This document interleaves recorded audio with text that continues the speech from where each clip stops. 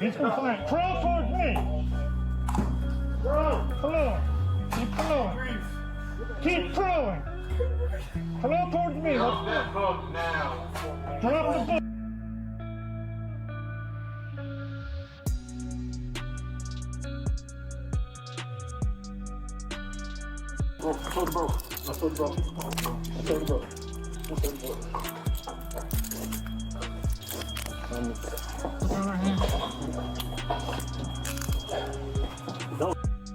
This is your killers, y'all. He literally crying, regretting what he did. He should have thought about that before he decided to go kill somebody, right? He came out with a dog in one hand and a Bible in the other hand. If he asks me, he ready to tell, man. He definitely gonna snitch.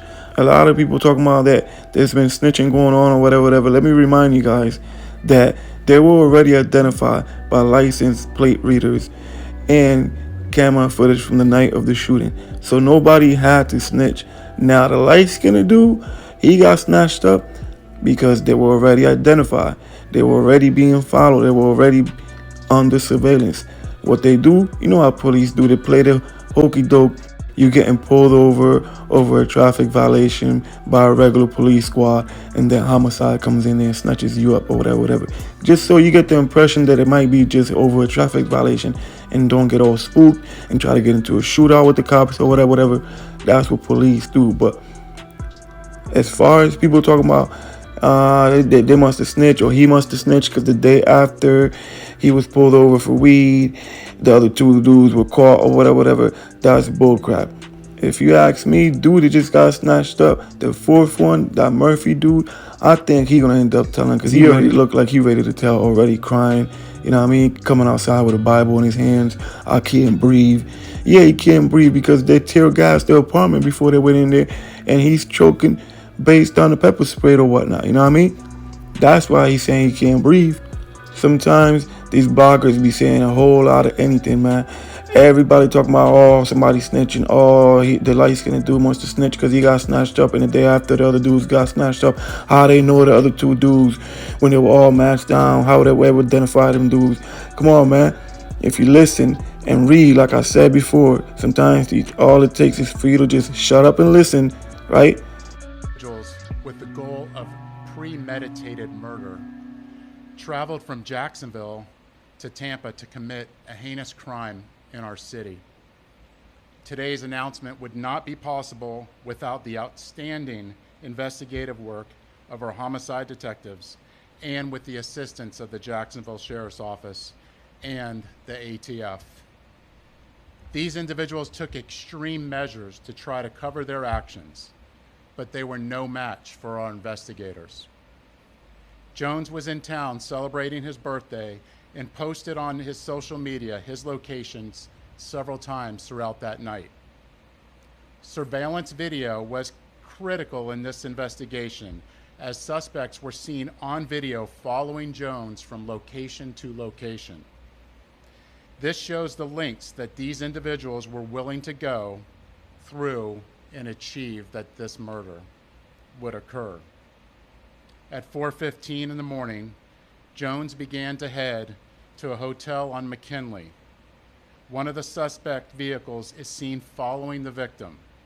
However, instead of following them into a parking lot, they stage across the street. At 4:38, 3 shooters exit a vehicle and walked in the direction of the hotel. They murdered Jones with a handgun and 2 rifles.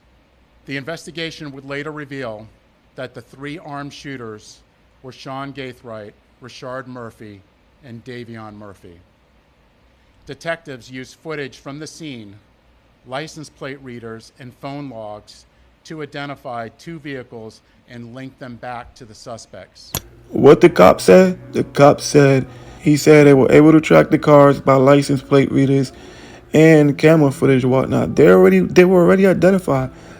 Right after they fucking parked the car across the street and got on foot, and they kept following Julio Foolio from location to location, they were already identified. They were already spotted. Their dumbass did that hit in their cars. They were identified by license plate readers, man.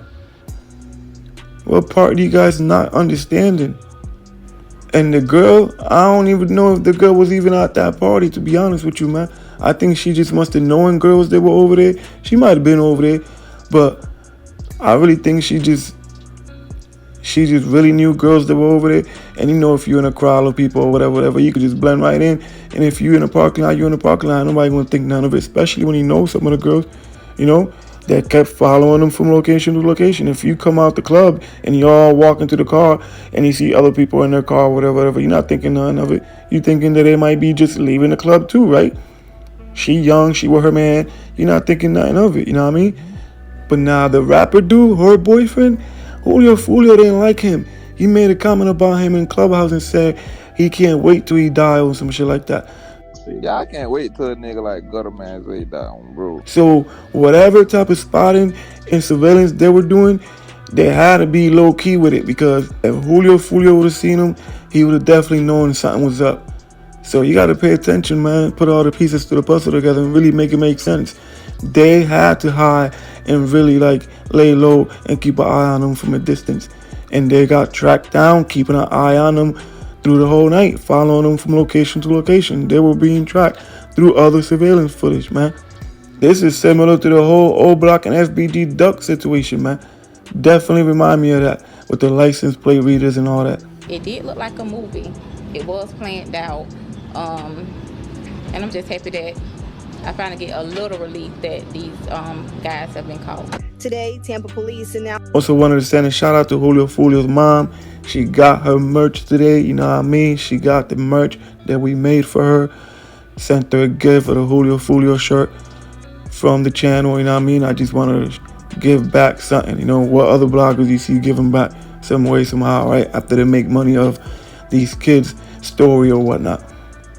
So I sent the mom a picture of her son on the shirt, you know, and she got this shirt today.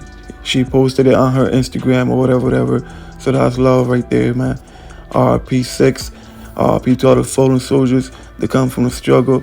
This shit is definitely not worth it, man. Think before you do anything, because look at these kids. They went in there, got hit, and what they doing now, they're regretting that shit.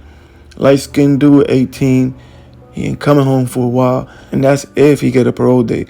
The other dudes, man, they done, man. This shit crazy. And you can see Holmes is regretting that shit. Had a gun to his head, you know, crying on the phone with his girlfriend. Then he turns himself in with a Bible and a dog in his hands.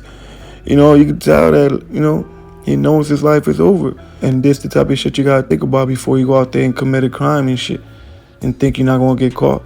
They really did that shit in a vehicle that was able to get tracked back to them. And they got phone records and all that too, man. They done. They could place them at the scene of the crime. All the movements they did through the night following Julio Foolio. So all these bloggers talking about dudes is snitching and all that, how they were able to get identified and all that. They just be saying anything, man. Y'all know how we coming though, man. Make sure you subscribe, like, comment, push you to the shit. Get it.